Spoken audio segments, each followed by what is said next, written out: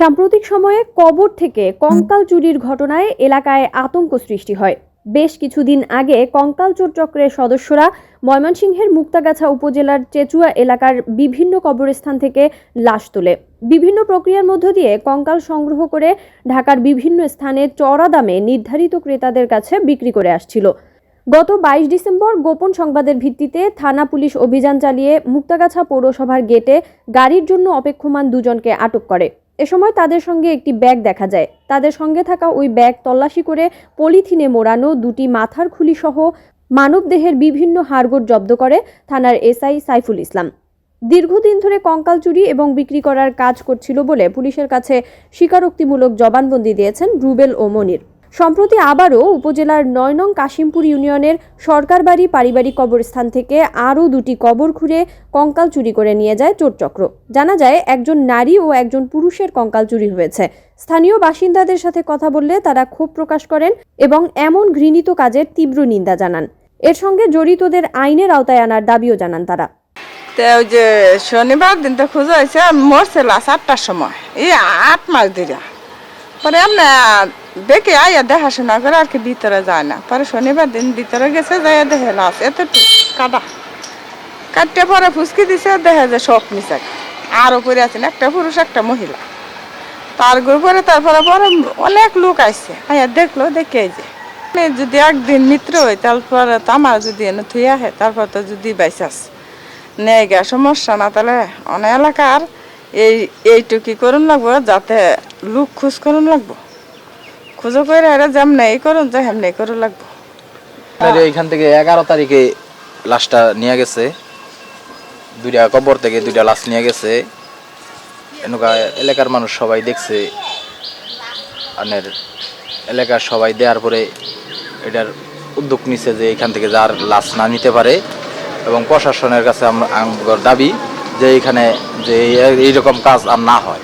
আসলে তো গুরুস্থানের ভিতরে আমরা যাই না সবসময়, এই বাউন্ডারি তো হঠাৎ করে একদিন এর মাঝখানে একদিন এখন শুনলাম যে এই গুরুস্থানের ভিতরে লাশ নিছে গা।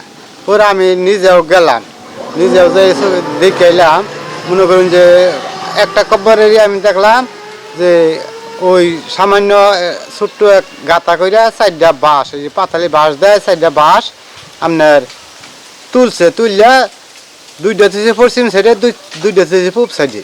অতটুকু দেখে আমি আর কি বাহিরেতে নেই আর কি, এই কব্বরের ভিতরে আর একটা বেড়া আছে, মনে করুন যে এই দিয়া এই লেট দিয়া, ওই বেড়ার বাইরেতে নেই আমি দেখে পরে আমি আই পড়ছি, এইটুকু আমি জানি। আর কঙ্কাল এইরকম তুলে নিছে, তে আমরা এইটাই দাবি যে প্রশাসনের কাছে তারা এইটা খুঁজা বাই করিয়া এইটা চূড়ান্ত একটা বিচার আঙ্গর, এই আঙ্গর দাবি। সকালে যখন আমের ফজরের নামাজের পরে নামাজ টামাজ পড়ে যখন বাজারে আসছি, তখন আপনার ওই এলাকারই আমার এক ভাই বলতেছে কঙ্কাল দুইটা ওই পারিবারিক গুরুস্থান থেকে 2টা কঙ্কাল চলে গেছে। পরক্ষণে আমের প্রশাসনিকের কাছে দায়িত্ব দেওয়া হয়েছে, মানে জানানো হয়েছে, প্রশাসনিকভাবে তারা তদন্ত করে গেছে। আর আমরা সামাজিকভাবে আমরা যেহেতু মানুষের মৃত্যুর পরে তো কঙ্কাল কবরস্থানটাই তো একটা চিহ্নিত বিষয়, তো কবরস্থান থেকে যে লাশটা উদ্ধার চুরি করে যাইতেছে, তাহলে অবশ্যই আমাদের একটু সচেতন হওয়া উচিত।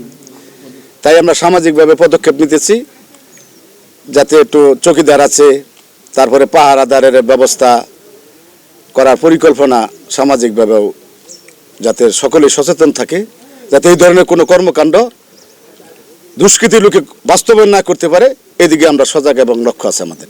আপনারাও যদি মিডিয়ার মানে যদি একটু সচেতন হয়ে যদি প্রচারটা একটু প্রসার করতো, তাহলে আমার মনে হয় মানুষ জানতে পারতো, মানুষ বুঝতে পারতো, তাহলে মানুষ আরেকটু সচেতন হলে তাহলে দুষ্কৃতী লোকগুলা ধরা পড়ে যেত।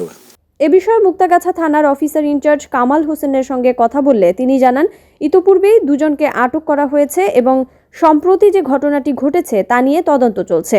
বেশ কিছু প্রমাণ হাতে রয়েছে। শীঘ্রই কঙ্কাল চোর চক্রের আসামিদের গ্রেফতার করে বিজ্ঞ আদালতে প্রেরণ করা হবে।